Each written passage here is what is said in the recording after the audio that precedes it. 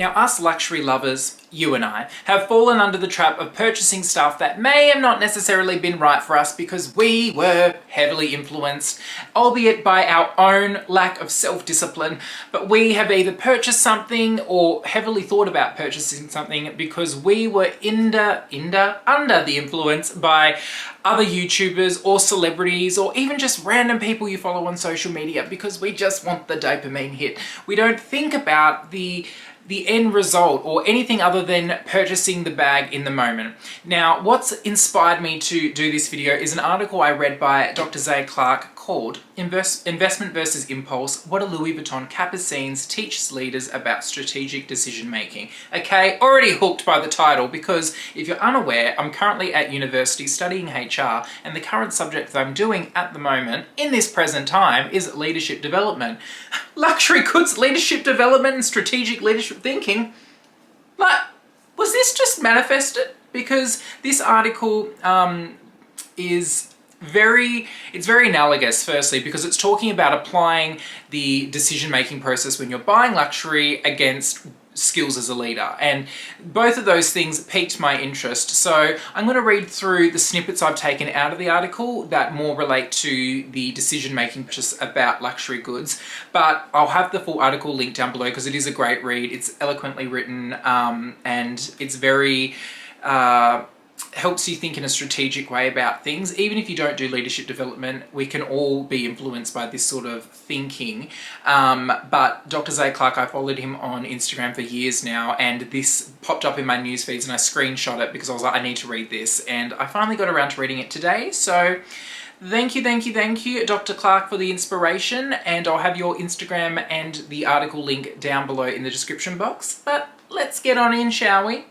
But firstly, if you are new here, my name is Connor and on my channel I like to talk about all things luxury, so if that's something you're into, I'd love it if you could hit the subscribe button and the bell button so you're notified when I bring out new videos, and if you're returning, welcome back to my channel.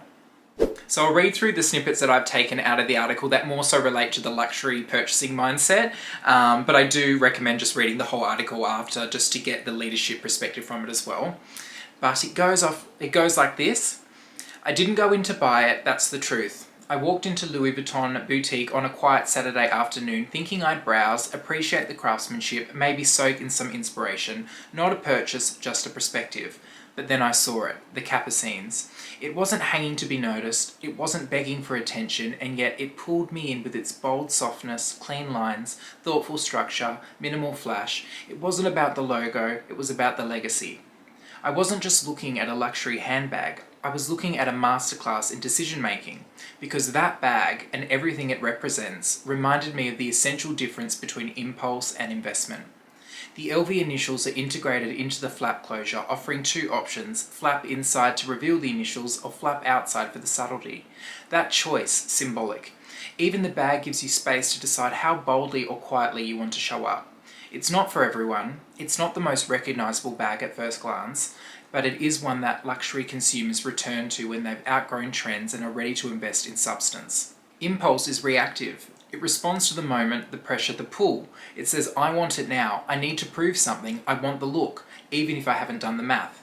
And in leadership, we see this often. Reactionary decisions made for visibility, not viability. But investment? Investment is intentional. It's not interested in applause, it's designed for endurance. It doesn't just ask, can I do this? It asks, should I? Will it last? What will it return? The Capucines commands respect, and not because it screams for it, but because it doesn't have to. Why? Because true investment thinking isn't anti-desire, it's desire channeled through discipline.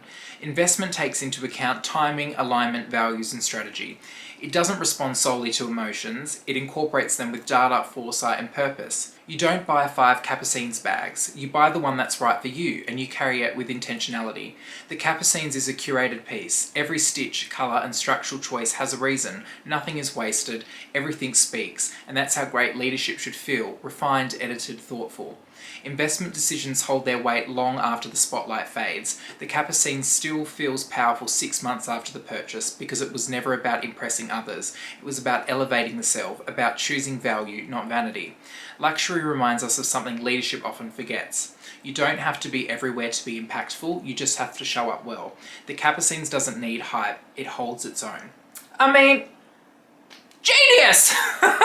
Now, my first thought after reading this article was, I want to buy a bloody Capucines because he's just word pawned this description of this bag to me, and I'm like, I want to tuck the flap in and out. I want that. But my second thought was about the overall decision-making process about when we do buy luxury. Now, I know that some people who purchase luxury don't think about those things. They just see it, they like it, and they think, you know, if it doesn't work out, I'll move it on. Some people think about the color of the bag, the texture of the bag.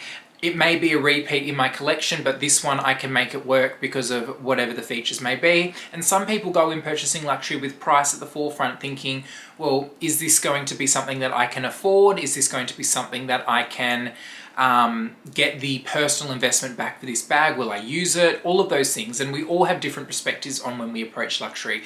But what I took away most from this was more the perception, I guess, of what carrying the bag would mean or what it represents. And I don't think that it's something that I hear spoken about a lot. And maybe it is, maybe I just haven't thought about it until now. The point in there about a Capucines isn't a bag that you buy 5 of. It made me think about Dale's video when she unboxed her Kelly, or when she was talking about her Kelly, about I'm not wanting to have, you know, multiple Kelly bags or multiple Birkin bags. There's something that, you know, one can speak for itself, and it's about how I integrate it into my wardrobe. And I think also with Dale, she's mentioned videos when she thinks about certain factors about purchasing a bag. Does it have texture? Does it have capacity for what I want it to have? Is the color going to work in my wardrobe?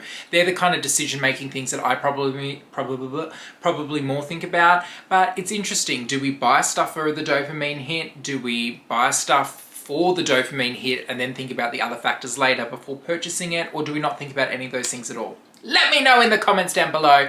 But yeah, I thought it was an interesting read, and I'm all for an analogy. I'm all for comparing luxury to other things in real life because, you know, who doesn't like that? But definitely read the article and let me know what you think in the comments down below.